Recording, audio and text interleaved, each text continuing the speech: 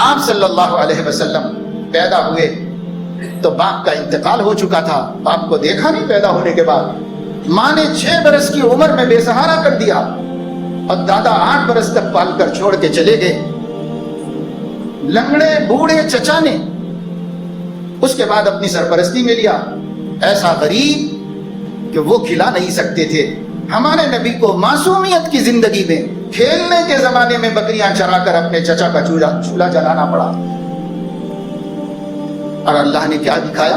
اللہ نے دکھایا تمام سہارے جس کے میں نے بچپن ہی میں توڑ دیے تھے، جس کا کوئی سرپرست نہیں تھا، جس کے پاس مال نہیں، دولت نہیں، میراث نہیں، جائیداد نہیں، حکومت نہیں، اقتدار نہیں، کچھ بھی نہیں، باپ نہیں، ماں نہیں، بھائی بہن نہیں. اللہ رب العزت نے فرمایا یہ سب میں نے اس لیے ختم کر دیا تھا کہ میں دکھانا چاہتا ہوں کہ میں وہ واحد و قہار ہوں، کہ کتنا ہی کوئی بے سہارا ہو اسے سارے عالم کا سہارا بنا کر دکھا. پھر عرب کے قبیلوں کا سہارا حضور علیہ السلام تھے، یتیموں کا سہارا حضور علیہ السلام تھے، بیوگان کا سہارا حضور علیہ السلام تھے، بے روزگاروں کی امید کا مرکز حضور علیہ السلام تھے، بے زوج لوگوں کی شادیوں کا ذریعہ حضور علیہ السلام تھے، بھوکے پیٹ والوں کے لیے دسترخوان کا ذریعہ حضور علیہ السلام تھے، دنیا کی ڈھارس تھے، ہر انسان کی امیدوں کا مرکز تھا.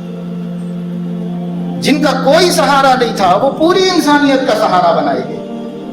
اللہ نے یہ بتانا چاہا اے محمد الرسول اللہ کے امتیوں، تم اپنی کمزوریوں پر نظر مت کرو، تم اپنی محرومیوں پہ نظر مت کرو، تم اپنی لاچارگی اور بے سہارگی پر نظر مت کرو. تمہارا نبی تمہارے سامنے مثال ہے. اگر تم اپنے نبی کی طرح اپنے رب کے وفادار بن کر زندگی گزارو گے تو تمہارا رب بھی تمہارے نبی کی طرح دوسروں کا بھی سہارا بنا دے گا اور خود کے تو مسائل حل ہو ہی جائے.